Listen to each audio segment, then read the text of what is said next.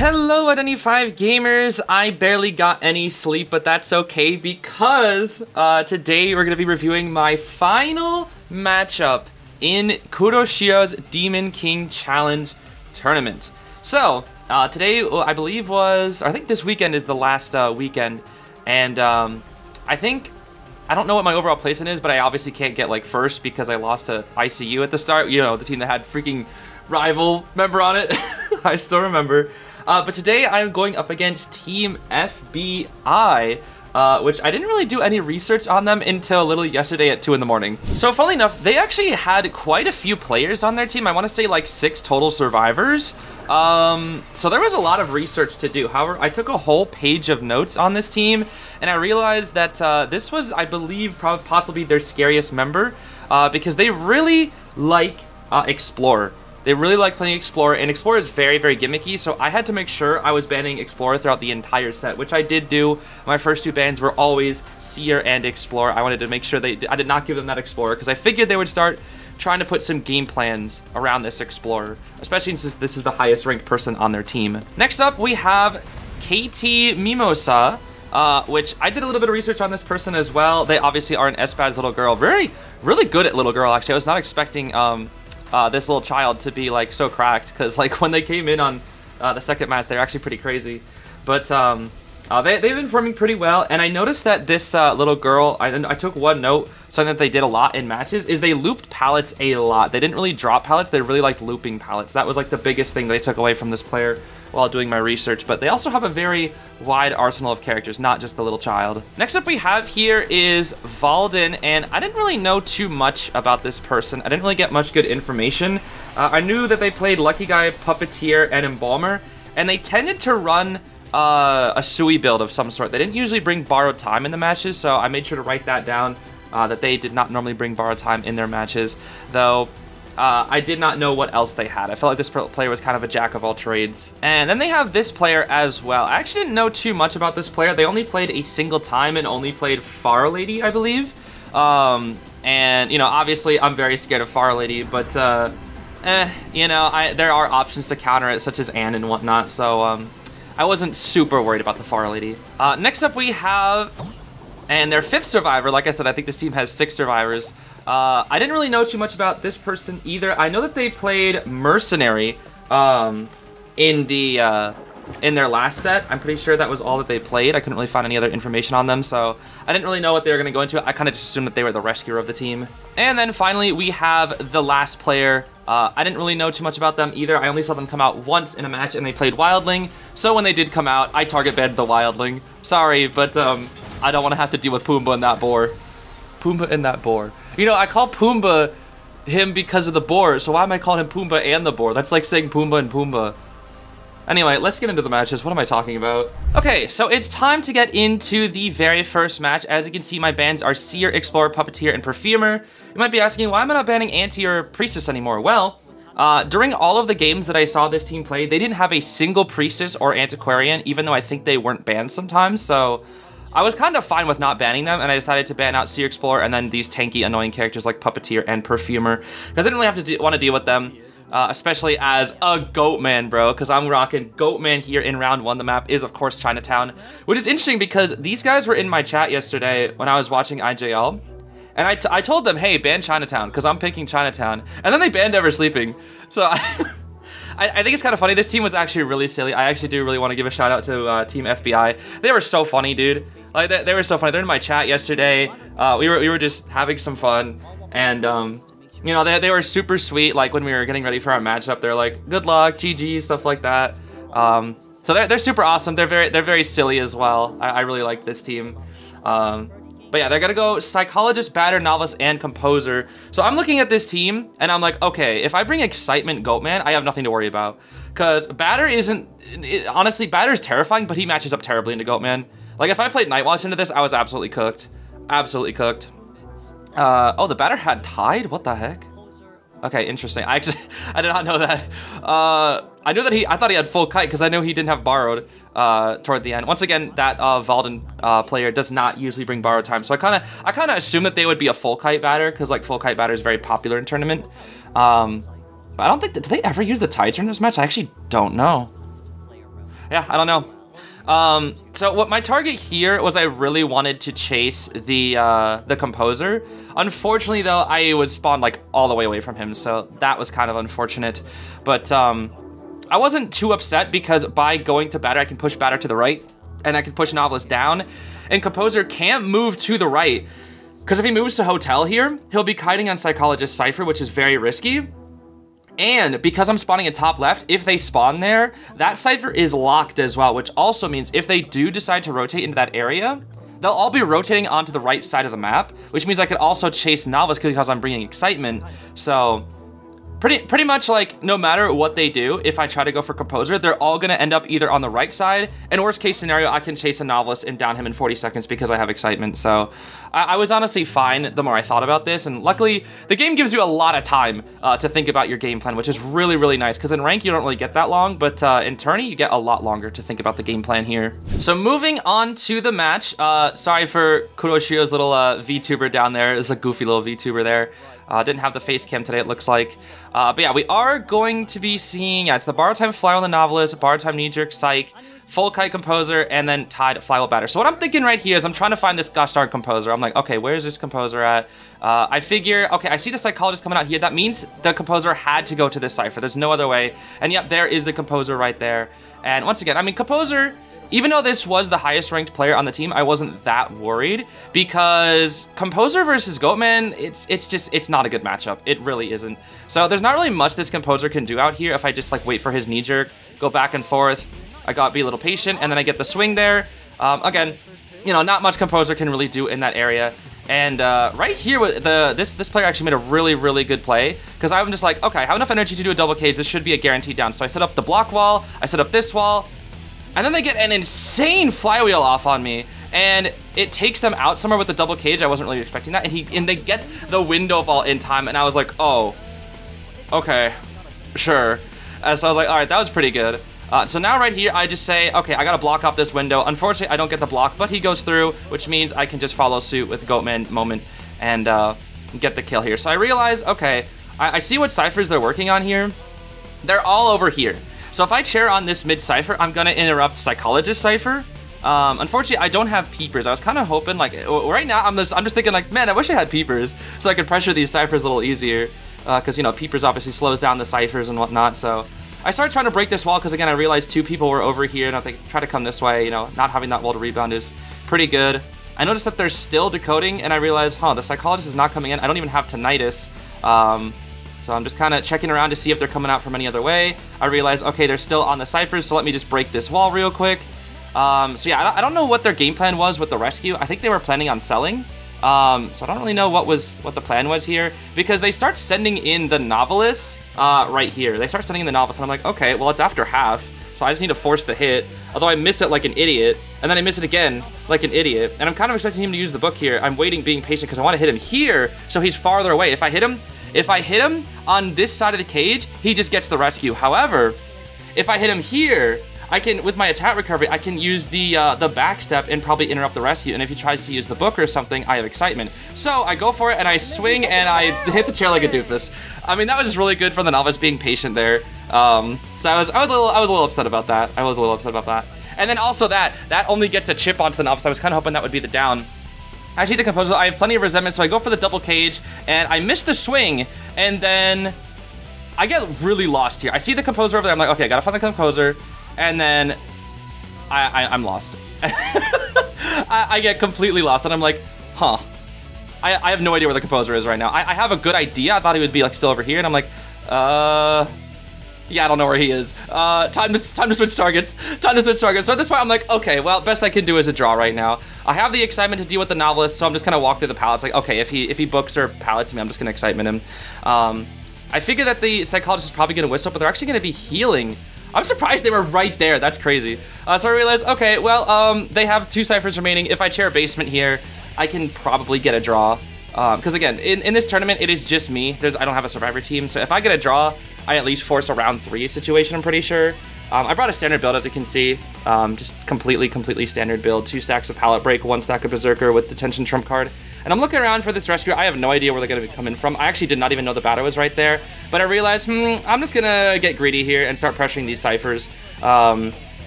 Because I didn't know where the rescue was, and I was like, I just gotta force the rescue, you know, I just gotta get it done. It's just gotta get done. And I realized something, if somebody else, not at this point, but once I realized, okay, the batter got the rescue. Oh yeah, I guess he did have the tide turner there. I completely messed up my cage, by the way. That should have been a cage right there. I completely messed it up. And then I swing, hit the batter, and I realized, wait a minute. The composer has to be on that cipher, because if batter and composer are here, psychologist on that cipher, there's that gosh darn composer that I was missing. So I go to the composer, and they get a really good flywheel once again. Again, this player was very, very good, and I just respect this palette a lot because I don't want to share the fact that I have excitement. But then I use excitement, so and I use it for a chip hit. I was so mad, bro. The cage ran out at the perfect time, and then I see like the whole gang is here, and I'm like, hold on now, this ain't good. I need to hit this composer or this novelist. And I'm like, okay, well, I might as well hit the novelist if he's here. And then I don't see the batter, and then he just goes, boom, gets him down. So I'm like, at this point, I'm a little panicking. I'm like, oh gosh, this is not good. This is not good. But the novelist has already been on the chair. I have no idea. I'm assuming this, like, I'm okay. There's a lot to talk about here. I have no idea where they are, right? I have no idea where they are. But I'm like, okay, while I'm dealing with this batter, I'm gonna constantly watch the ciphers. Because whoever's on the cipher, that's gonna be the composer, and likely the psychologist will be with them. So I'm like, okay, I'm looking at these ciphers constantly. I block off the batter with the double cage. I wait for the flywheel, because I figured batters always have flywheel, and he did have flywheel. So I think about chairing the batter first, and I'm like, oh wait, no, novelist will self-heal in time. I need to chair the novelist first. So I go to chair the novelist here, and I want to burn out the batter's self-heal here. So instead of chairing the batter, I want to go pressure the cipher. You know, I want to pressure that cipher. I do a really greedy abnormal swap here, by the way. I don't know when it is, but I do a very, very greedy abnormal swap, which I don't think I should have done. It was like really stupid. But I was kind of panicking because I didn't know what that other cipher was at. And so I swapped to abnormal, even though it's not up for another 27 seconds, but I realized, oh, the composer's right here. I can get him down. The batter just self-healed. He is way too far. All I have to do is just chair the composer, and he's out of the game. And then the psychologist has to leave that cipher since it won't be ready in time. And so yeah, this is where the stupidity of the abnormal comes in, because I literally am forced to just wait right here for a while until my abnormal's ready, while the other cipher, you know, is gonna be at pretty much the exact same point. It was a really stupid abnormal swap, I'm gonna be honest with you. I just panicked. So I realized, okay, I know that that's the last cipher. I see them get off it for a second. They're probably expecting the cage. I hit the novelist, which is not the ideal target, but because of batter decoding, I'm able to get the hit, and he has no borrowed, which I actually didn't know in the moment. I didn't know. I kind of forgot that he had tied flywheel. I kind of just assumed he was full kite, though, because, again, this player doesn't bring borrowed time. So I went immediately for that batter. And now, I had an announcement, by the way, so I knew exactly where the psychologist was. So I go here for the psychologist. I knew exactly where both players were. I knew the psych wanted to probably go for this gate, and I knew that the novelist was going to go for the other one. However, if I could put pressure onto this psychologist, the novelist is going to have to come rescue the batter, which means he won't be opening up the gate. They do get a really, really good pallet stun on me, though, and they break the cage. But I know I have plenty of time because of that announcement. That announcement actually saved me here in this endgame, because I had no idea where anybody was. But that announcement actually, like, dude, just the information of the announcement helped out so much. So right here, I'm just kind of waiting for energy. Again, you can't really see it because of Kuroshiro's little VTuber there. I see the novelist here. I leave the psychologist on the ground, and I'm like, okay, I can just go for the novelist. I do have the tension, so I don't have to worry about chip hits anymore. Both these players will die to a simple hit. And then before the novelist can get the pallet stun trick, I am able to hit him. So unfortunately, the novelist was not able to get a single book off. I know the novice is dead on chair, so I chair him here. I know the psychologist won't be able to self-heal in time, so I just instant cage back to her to make sure she won't be able to self-heal. And then I realized, okay, batter can go for the gate. However, it's not going to be ready, so he has to go for dungeon if he really wants to. He starts opening up the gate and then realizes, oh gosh, I'm in danger. And then I'm like, okay, I 4K. Because if he gets dungeon, then he gets dungeon, but the chances of him getting dungeon are so small. I just break the cage just to make sure, like, you know, I'm just over here pressuring. And then I can just take my time here. Because, like, if I just trap him here, there's literally nothing that he can do. Literally nothing he can do. I just kind of have to just wait. And then charter to activate out the flywheel. And then we get the 4K. So, yeah. Several mistakes being made from both sides, honestly. But I was actually really happy that I was able to get this 4K. So, yeah, that puts me in a huge lead for the beginning of this set, which is pretty awesome. I was not expecting to get the 4K, but, you know, Goatman broke. What am I going to do, bro? All right, next match here. I was actually really surprised that they did not pick any rescuer. Like, Puppeteer, I guess, is their rescuer, or the Gardener. I assumed it was going to be their rescuer. I remembered that Pikachu Mobile was their their Tide Turner user, so I really actually wanted to chase them first. But I had a really hard time finding them in this match. They also banned out my Opera Singer, which I thought was interesting, because I was not planning on going Opera. My Opera is not tourney ready, bro. I did actually have 48 MS when I was going up against these survivors, which was really nice, so I actually could have played the Opera, but I wanted to go the Night Watch instead, just to play things safely, because if I get a draw, we guarantee go to round 3, and I only need a single kill. And if I get a 3 kill, it'll end right here. So I just decided to bring my Insolence Detention Night Watch in this situation, just because it's the easiest thing with my E build. I banned out Sea Explorer again. I banned out the Journalist because I didn't want to have to deal with her, and then the Ford because I didn't want to have to deal with harassment. But yeah, this team is kind of annoying for Night Watch. I mean, Garden and Little Girl aren't that big a deal, but Puppeteer and Archer are very, very annoying for Night Watch. So I was a little scared getting into this match. Okay, so yeah, the Gardener did actually, oh yeah, she did bring Tide, that's right, she did bring Tide. She's Flywheel Tide, that's what it was. So I really wanted to chase the Gardener first, so I was like, I kind of assumed, okay, it's a 50-50 with the Gardener spawns. I was really thinking about spawning left mid, but the issue is, if you spawn left mid, that is a huge rotation debuff. Like you just get rotated so hard if you spawn there. And like if I was Sangria, I probably would have spawned there, but as Night Watch, I don't feel like getting rotated, bro. I really don't feel like getting rotated, especially since I told these players, hey, I'm very weak to rotation, so you should rotate me. But I'm actually really curious to see what the Gardener is going to do here, because I actually do try to find out this Gardener here first. So here we go. My build is Insolence, Detention with Constrain, and 1 stack of Berserker, 1 stack of Pallet Break. I try to make them think I take the chase the Little Girl first, then I move onward toward the Puppeteer. I figured I can force out a Lewis as I'm going toward the to the Gardener here, and I do see the Gardener out over there, but I'm like, okay, I'll take some time. I'll force out a Lewis before I start chasing the Gardener here. And I'm just like, okay, I'll hit him just for the presence here. Just for the presence. And then, let's see here. I'm actually really curious to see where the Gardener goes. Does she hide back here? Oh, I am just blind. I am just blind. Oh, I am just blind. She's literally just directly right there at Island. Oh my gosh, I'm so blind. Oh, I'm so blind. I really wanted to chase the Gardener. She was staring right at me at Island. Oh, that's embarrassing. That's embarrassing. Wow, that's actually really embarrassing.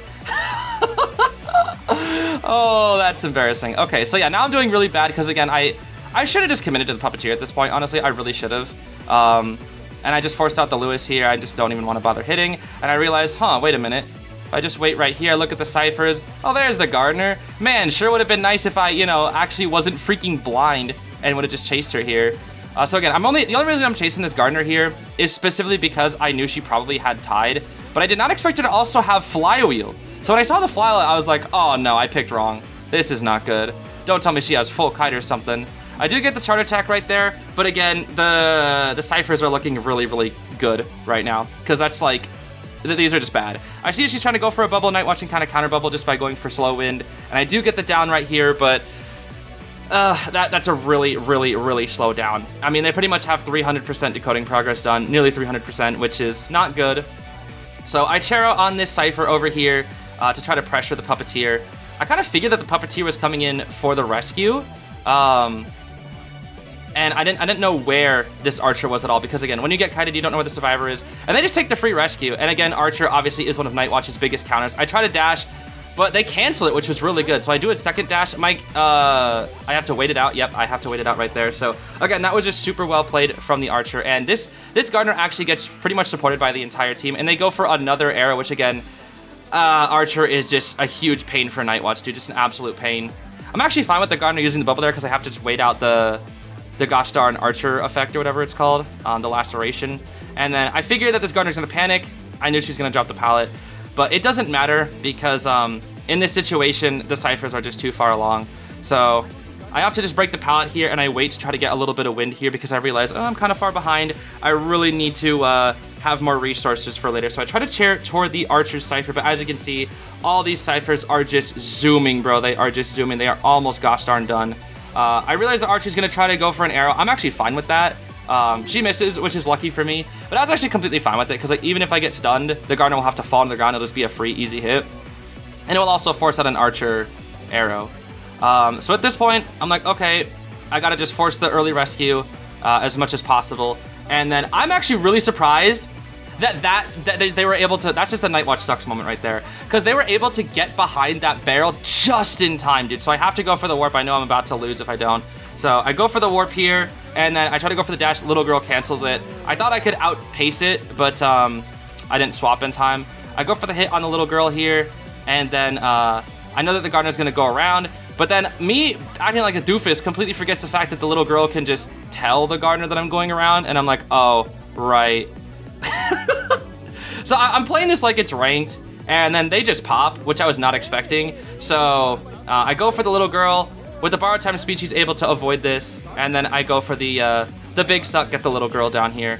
And I'm like, okay, well, the cipher that they popped was right next to the exit gate, which is really, really bad. Really poor cipher planning on my side. And at this point, I have no idea where the gardener is. I'm kind of assuming that she's running to the gate, and then I realize, wait a minute, she just used bubble. I gotta go back. So I try to... I should have probably hit the gardener there, honestly, but I think I was too scared of the little girl. Because I'm panicking at this point. I'm literally just panicking. So I'm like, okay, I'll just chase the gardener here instead because I don't want her to get out that gate, and maybe I can go for the little girl after that as well. So yeah, this is just not looking the best for me. This is not looking the best for me. They do get a little bit of, a little get nervous right there. They do get a little bit nervous, which was good for me. And I go for the little child, and I remember, oh, wait a minute, it's a little child. She can just cheese a victory. If I had warp, I could have killed her there, but I did not have the warp, so it will end up being a 3 escape here. So I played very, very badly in this game. Again, I think I tried way too hard to chase the gardener first, and then also I just had a Joseph moment. Maybe I should have actually played Joseph. I was joking with the chat yesterday that if I got 4 escaped in round 1, I would play Peter Ratchery, just for the memes, but... yeah, I played really bad that game. I recognize that. I got way too greedy going for that gardener, honestly. Ew, Peter Ratchery, speaking of, why is he there? So gross, bro. All right, moving on to round 3. This is my first time experiencing a round 3 in this tournament. Last time, the first set, I got 0-2'd. Second time, I 2-0'd. This time, it is now 1-1. But all I need to win is a draw. So that kind of influences my hunter pick here. Again, I'm running out of hunters to play. I mean, I played my Night Watch. They banned my Sangria. I don't even play Hermit that much. I don't know why they banned my Hermit. And then, what is it? My Goatman is obviously gone too. So at this point, I have no idea what I'm gonna play. I have like a few ideas, but I don't really know what exactly I'm gonna play. I'm kind of just like, all right, I'll just wait till I see the comp.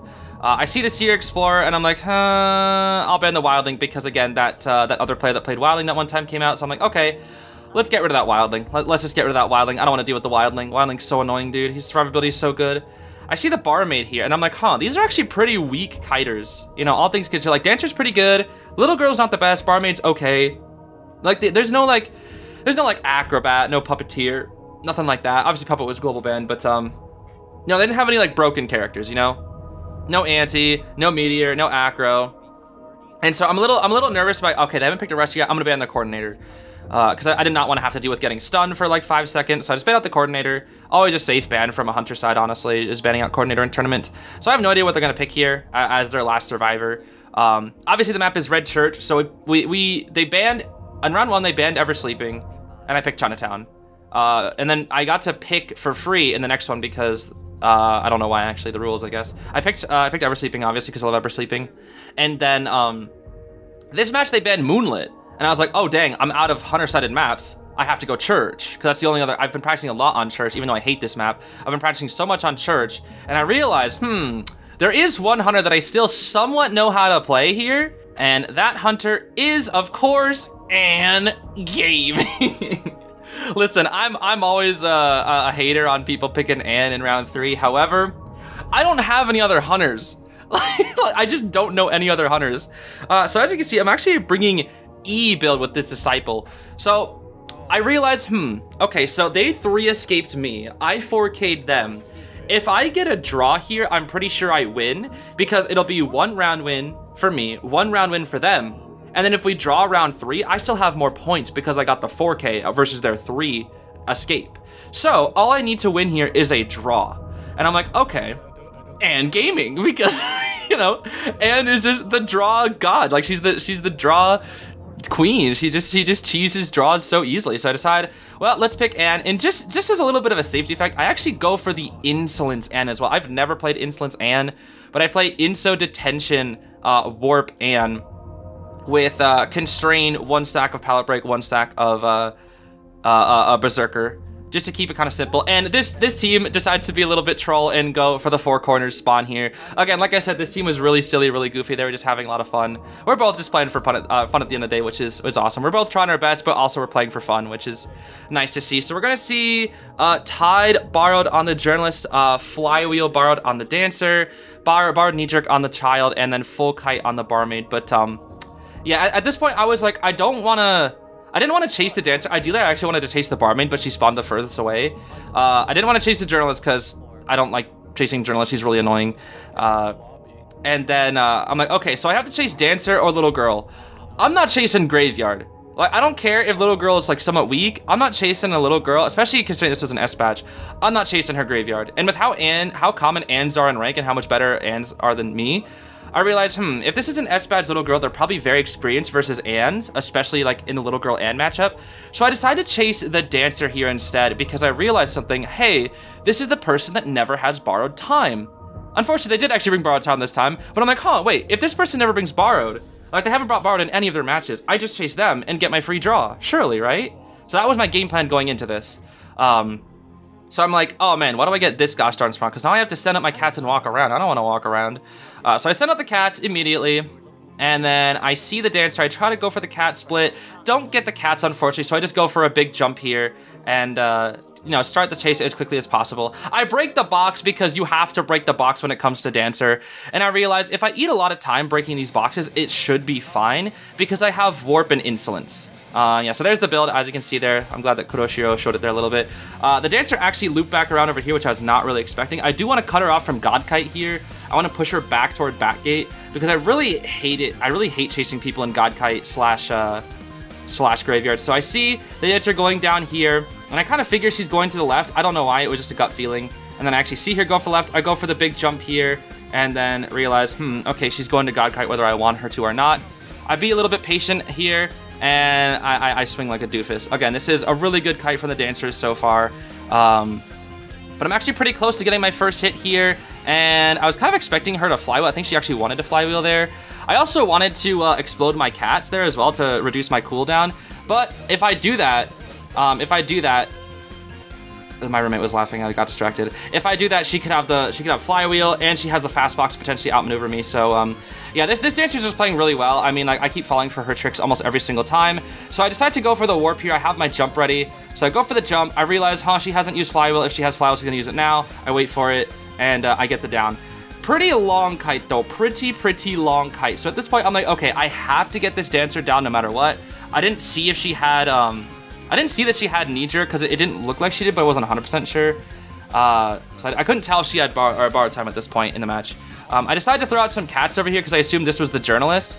And then I see the child coming in for the rescue, so I threaten the Terror Shock a little bit here, and then I just go for the swing, and then I realize, oh wait, and gaming, the child is dead. I try to wait for a potential flywheel. She has no flywheel.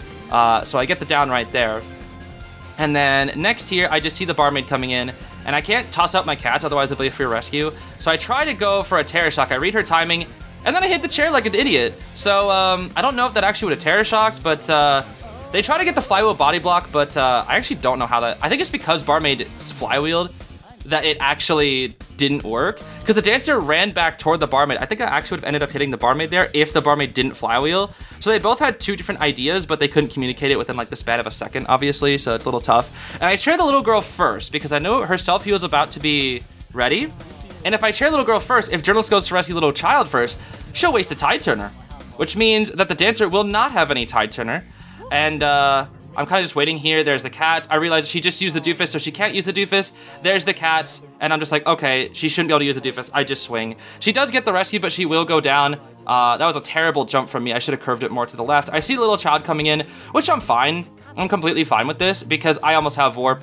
And in this position, I realize I'm in a really, really advantageous situation because the dancer's dead on chair. I'll just vault this real quick. Little child will do that, but I have two jumps.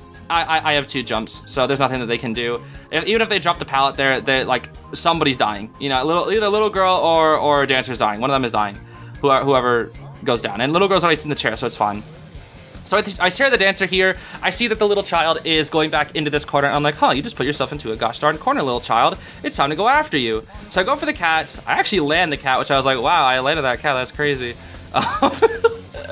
They break the pallet. They interrupt my pallet break animation, which is honestly fine. I was completely fine with that because that page was probably meant to push me back before I got to the pallet, but because I broke the pallet in time, the animation got canceled. So the time they pushed me back and the time it took me to catch up back to that pallet was the time as how long it would take to break it anyway. So I see that the barmaid is over here. I have no idea where the journalist is coming in from. So I look over to the right and then I use my cats to the left and I'm like, oh, there she is. Let's go kill that journalist. So she's able to stall out and get the drink off in time, which I was a little upset about, but it's fine. And my cats go away here, but she's damaged. So I'm like, okay, listen, unless she gets like some sort of crazy doofus here, I should be fine. So she goes to the doofus and I'm like, oh, I'll just use my cats. Because and gaming, you know, and gaming. Like, why? Who needs a brain when you have cats, bro? Like, I'm just like, huh, in every situation, I'm just like, huh, what if I use my cats here? Huh, let's see, let's see. In this situation, what if I use my cats? I do explode because I saw that they were trying to, do something. I don't know, I guess I just exploded the cat. I saw them over there and I was like, oh, I'm just gonna explode the cat. So I checked the little child and I realized, oh, I won. Because all I needed was a draw, so I win at this point. And I don't know where they are exactly. The journalist, I knew she was like somewhere over here, but I couldn't really see her. And I didn't know where the barmaid was. The barmaid was what I was really trying to find, and I knew that this was the 43% cipher. So I'm like, okay, I'll just guard this cipher here for a little bit until they come back, because I'll just watch ciphers. Because like the only person who benefits from like stalling out is me, because they don't have any like rechargeable resources. I'll just wait until I see one of the ciphers moving. I see the journalist over here. Her body language, the fact that she's running towards me, notifies the fact that, oh, she's trying to be bait. I can tell that she wants to get chased. So I'm like, okay, I'm not gonna chase you. I'm not chasing you. I'm going for that barmaid. I see the cipher shaking. I'm going for that barmaid. You can go for the you can go for the cipher. I'm gonna go for that gosh darn barmaid because you know, I did not feel like chasing a journalist because I'm really bad against journalists. Plus that's their strongest player as well. So I jumped toward this way. I thought the barmaid would rotate up this way. I was wrong. She actually rotated down this way to the broken area. And I pick up Tonight's once again, and I'm like, okay, she's around here. And then right here, I didn't know where she was, but I heard breathing. I heard breathing right here, and I'm like, okay, she's right around here. And I'm like, oh, there she is. She flywheels, which I wasn't even planning on swinging right there. I guess, I don't know. That wasn't even a flywheel bait. I think the barmaid just kind of panicked there a little bit. She does get the bottle off, but she just used up the flywheel, so she has nothing else to use. And I'm able to get the down. So she used her speed drink to dodge the cats, but you know, and gaming is really stupid and dumb. So, I get to share in the barmaid here. I warp over to the cipher. I actually didn't think it would be at 98. I really did not think it would be that far along. So that was my mistake. I kind of lucked out with the barmaid not having borrowed time. I didn't know she didn't have borrowed time. But I kind of lucked out here. So I just seal the doofus and I'm like, huh. I completely forgot that if I seal the doofus, I can walk through. If you seal the doofus, I don't think he can drop the pallet, I'm pretty sure. I was like trying to force it and I was like, wait, does he drop the pallet? I actually don't know. I actually don't know about that interaction. So I get the insolence, or not the insolence, I get the cross before I hit the journalist, so that way I can jump up towards her. And then she goes up that way. I want to do like some crazy curve jump here. I was lining it up and then my cats ran out and then I was like, dang it, no crazy curve jump. But the journalist doesn't have knee jerk, so I'm just like, okay, well, she definitely can't make that rescue. She already used up her rescue doofus on the little child. So at this point, it is just GG's. So I am able to get that 4K. They just surrender here. Don't even let me get the hit, which is fine. But I get the 4K with the and gaming, and I end up winning the set. So pretty fun. You know, I lost to ICU first. They were just a very, very difficult team. But was actually able to pick up a couple of wins here in this tournament. And I don't even want to look at Peter Ratchet, but get me off of that. So yeah, that was my last set in the tournament. I'm actually, you know, pretty happy with the overall performance.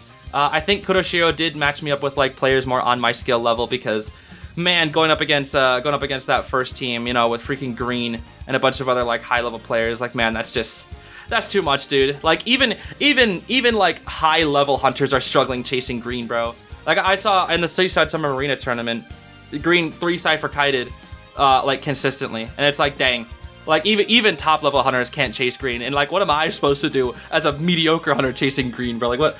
I don't know, man. So that was a tough matchup, but we had players more on like my equal level of skill, I feel like, this time. I was really disappointed in the Night Watch game though, because as my main Night Watch should be like kind of my clutch right now. So my Night Watch performed pretty badly, so I'm gonna have to you know, work on the Night Watch there. I think it's just me getting greedy for that Gardener really made that an upset, and me also being stupid and blind and not seeing her. I don't know, dude. Lots of mistakes he made in the tournament, but I had a lot of fun. Huge shout outs to Kuroshiro for inviting me. it was so much fun. Like, this is my first time ever getting to play Hunter in a tournament, so I really hope I get to do it again. In the future, I'll still keep practicing Hunters, and I really need to expand my arsenal, because I literally only know like 3 to 4 Hunters in this game. I really need to get more Hunters in the future. The Geisha's being worked on, so that's one of them, but definitely some more here in the future. But yeah, that is going to be it for today. Thank you for watching, everybody. Thank you for supporting me in the tournament. I really hope I get to play Hunter in tournament again someday. But yeah, that's going to be it. Thanks for watching. I'll see you later. I hope you have a great rest of your day. Bye-bye.